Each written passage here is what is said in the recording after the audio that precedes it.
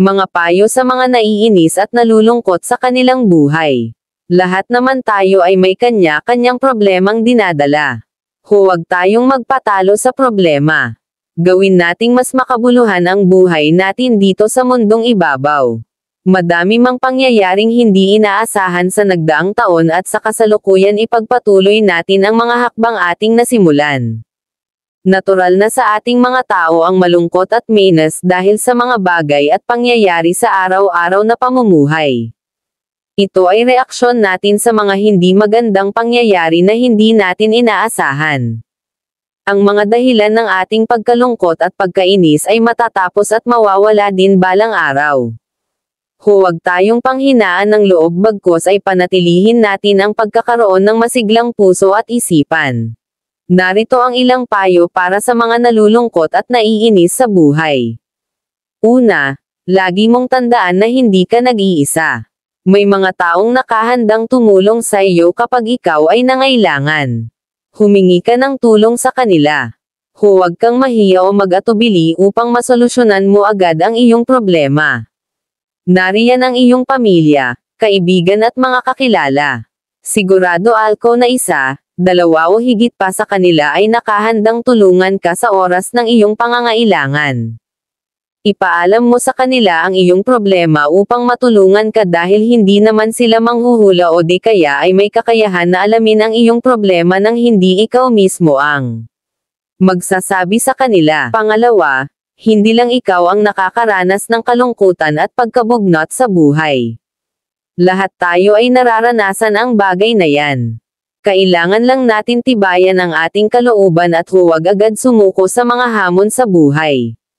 Magpatuloy kahit mahirap. Pangatlo, huwag masyadong seryoso sa lahat ng bagay.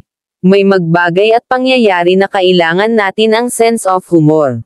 Matuto tayong makisama sa mga taong palangiti at nakakatawa. Malaking tulong sila upang maging positibo ang iyong pananaw sa buhay. Mas magaan silang kasama at siguradong mapapatawa at mapapangiti ka kahit na marami kang problema. Maari ka ding manood ng mga nakalkatawang pelikula upang malibang ang iyong isipan. Makinig ng musika na nakaka-relax ng puso at isip. Pangpito, kilalanin mong mabuti ang iyong sarili. Kung hindi mo kilala ang iyong sarili at hindi mo alam ang iyong gusto ay mahihirapan ka na malutas ang iyong problema.